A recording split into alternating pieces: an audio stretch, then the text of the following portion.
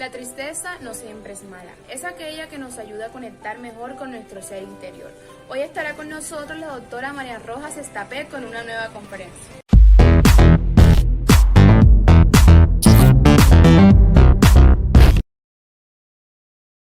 Queridos amigos, ahora nos encontramos en la segunda parte de Terapia Vitamina y vamos a comenzar por la interpretación de las cosas.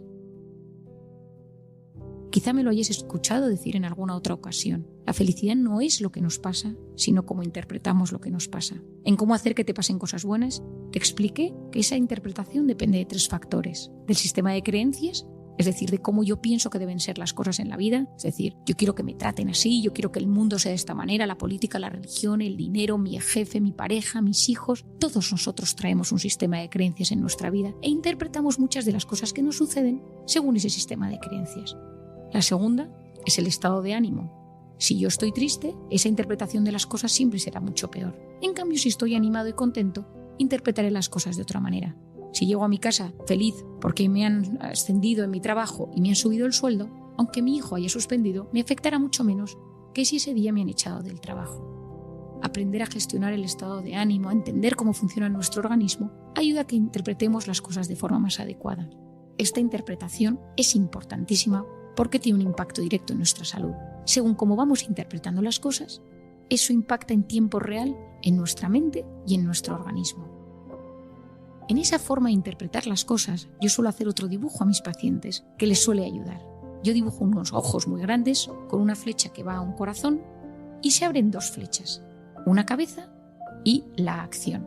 Lo que esto significa, y a ver si tú mientras me vas escuchando interpretas cómo esto pasa en ti, es que hay gente que llega a los sitios y lo percibe todo, se da cuenta de absolutamente todo y capta los más mínimos detalles.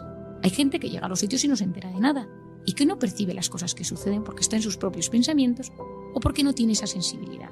Esa persona que lo percibe o no lo percibe automáticamente lo pasa por el corazón, con más o menos intensidad. La gente más fría y más calculadora sí salta el paso del corazón y la gente más sensible y más vulnerable pasa por el corazón y se queda ahí un ratito y se convierte en una persona que sufre quizá en exceso. Y de allí nos vamos a la cabeza o a la acción. Va a haber gente que perciba muchas cosas y que actúe en consecuencia. Va a haber gente que perciba mucho, sienta mucho y de repente sea muy obsesivo y le dé demasiadas vueltas a las cosas. Entender cuánto tenemos de ojos, de corazón, de cabeza y de acción nos va a ayudar a entender cómo interpretamos la vida y cómo funcionamos ante los diferentes retos. Piensa en una persona profundamente hipersensible, que llega a un sitio, todo lo capta, todo lo siente y se queda dándole vueltas a las cosas. Piensa en cambio en alguien muy ejecutivo y con el corazón un poquito más frío. Llega a un sitio, percibe 3 datos y automáticamente actúa. Y no siente ni padece y no empatiza. Los obsesivos tienen mucho de cabeza, los sensibles tienen mucho de corazón, los intuitivos tienen mucho de ojos y luego los impulsivos tienen mucho de acción. Encontrar el equilibrio nos ayuda muchísimo en la vida a entendernos y a gestionar mejor las cosas. A continuación, enseño al paciente a comunicarse. Uno de los problemas más frecuentes en el mundo emocional es aprender a expresar y comunicar de forma sana cómo uno se siente y entablar un intercambio fluido con las personas con las que uno se relaciona. Aprender a comunicarse y expresar las emociones es una tarea importante para la superación de un apego inseguro. En terapia, enseño al paciente herramientas para aprender a expresar su malestar, su cariño o sus emociones sin agresividad.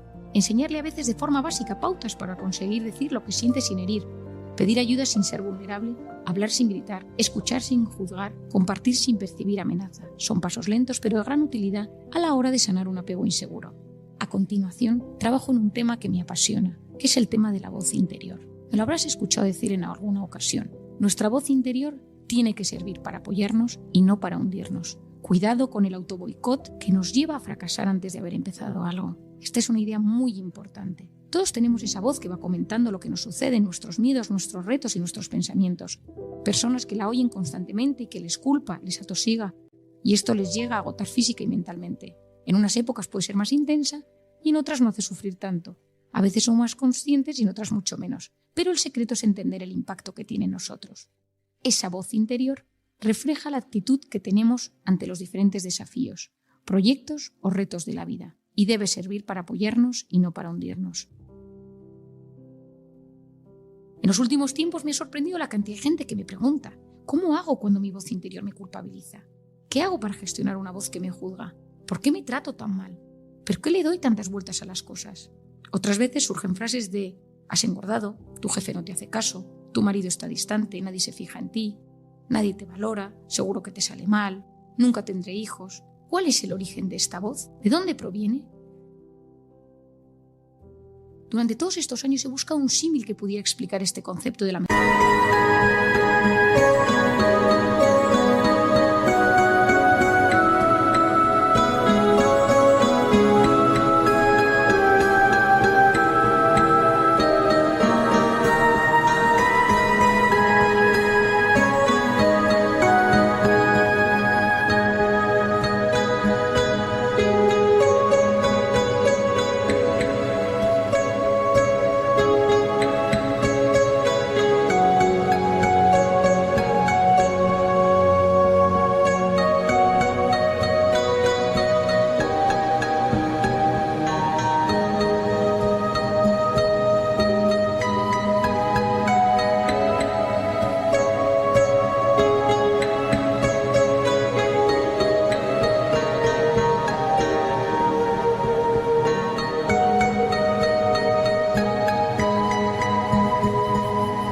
manera posible.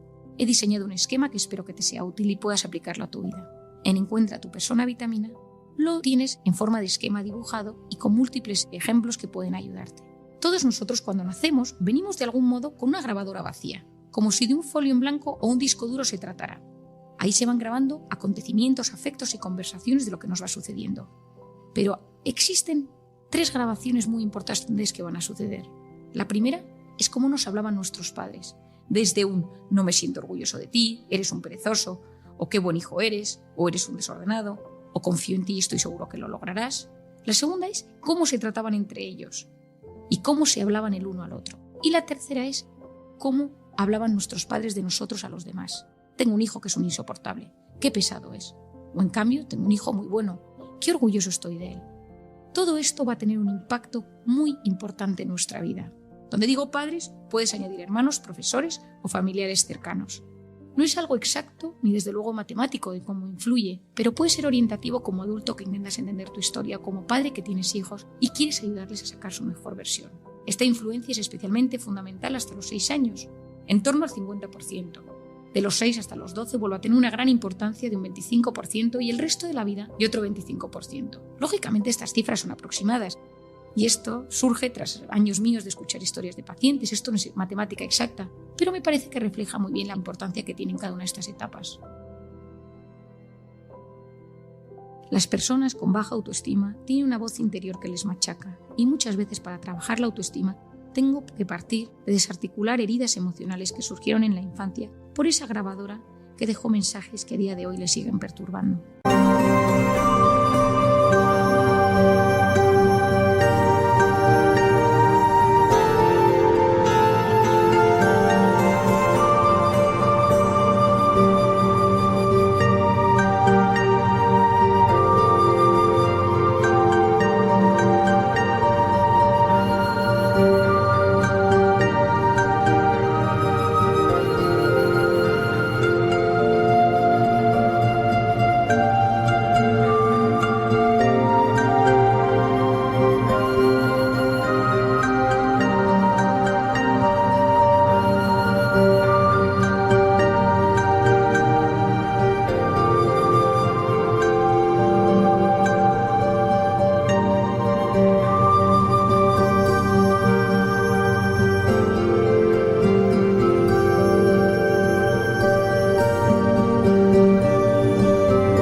Mucha gente se tortura con esa vocecita que no deja de ser una réplica de lo que escuchaba en la infancia de boca de sus seres queridos.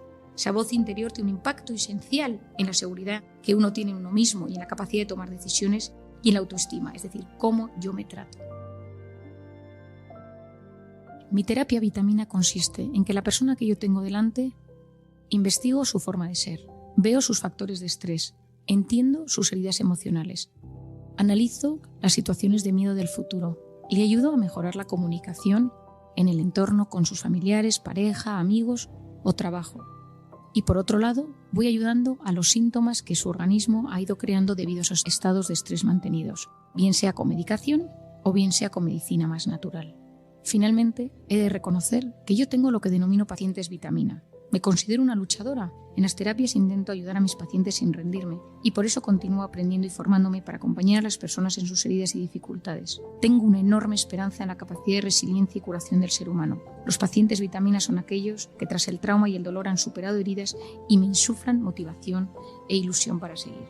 Querido oyente, espero que esta terapia te haya ayudado a entenderte, a saber si hay alguna cosa de tu vida que quieres mejorar, puntualizar, matizar o sanar. En Encuentra tu persona vitamina encontrarás grandes respuestas a estos temas.